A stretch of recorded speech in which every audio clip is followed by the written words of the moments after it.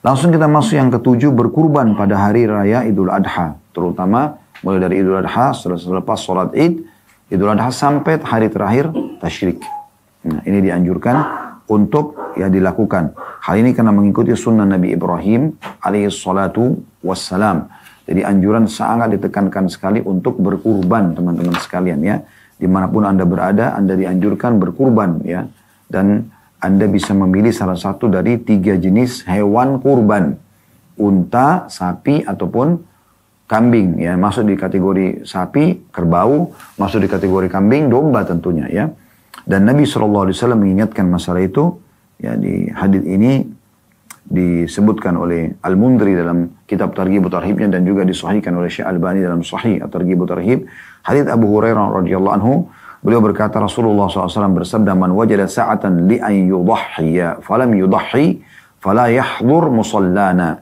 Barang siapa yang mendapatkan kelapangan untuk berkurban namun dia tidak berkurban, maka janganlah dia mendatangi tempat sholat kami. Ya, Nabi SAW menegur orang seperti ini ya. Jadi harusnya kita berkurban semampu kita. Ya. Tentu berkurban ini semampu. Ya. Kita mampu seekor sendiri, alhamdulillah.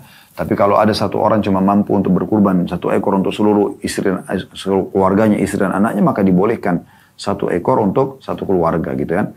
Ini dibolehkan. Juga kalau kita berkurban semuanya, termasuk dengan kulit-kulitnya. Dan tidak boleh kita mengambil kulitnya apalagi menjual. Ya. Ini tidak boleh. Kecuali orang yang sudah menerima itu sebagai bagian daripada yang dia dapatkan, bukan dia yang berkurban, lalu dia menjadikan uang karena dari perut, berbeda. Tapi kalau orang yang berkurban tidak boleh. Beranjak daripada hadis yang sama disebutkan oleh Mudhir dalam Targhib wa Tarhibnya dan disahihkan oleh Syekh Albani dalam Sahih At-Targhib wa Tarhib. Itu dari hadis Abu Hurairah radhiyallahu anhu, beliau berkata Rasulullah SAW bersabda, "Man ba'a jilda udhiyatihi fala udhiyata lahu."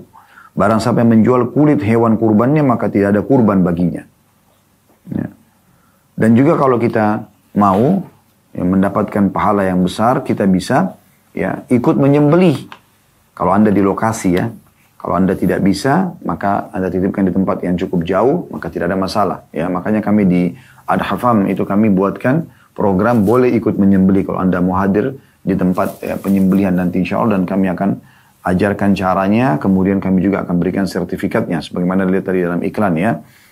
Dan itu Nabi SAW sampaikan dalam masalah adab menyembelih ini dari hadis Shaddad bin Aus radhiyallahu anhu, dia berkata Rasulullah SAW bersabda, "Inna Allah kataba al-ihsana ala kulli syai, fa idza qataltum fa ahsinul qitla, wa idza dzabhtum fa ahsinul dzibha, wal yuhidda ahadukum syafratah, wal yurih dzabihata."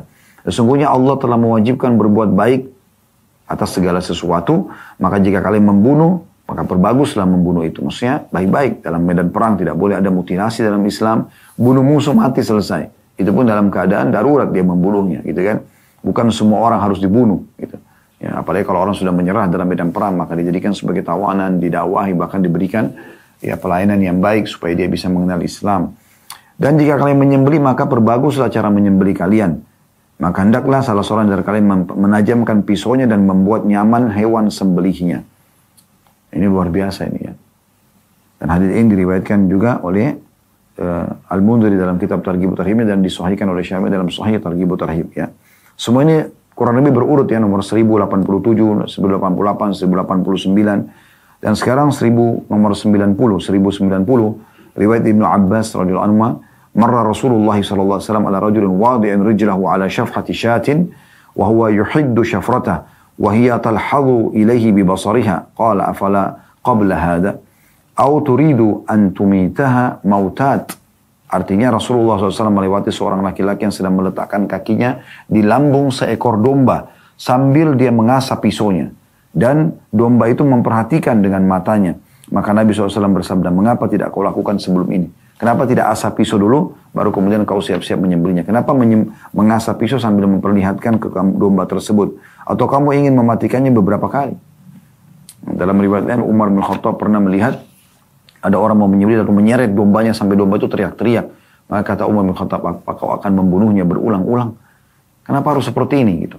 Dan ini menandakan Islam datang mengajarkan sesuatu yang sangat baik. Ya.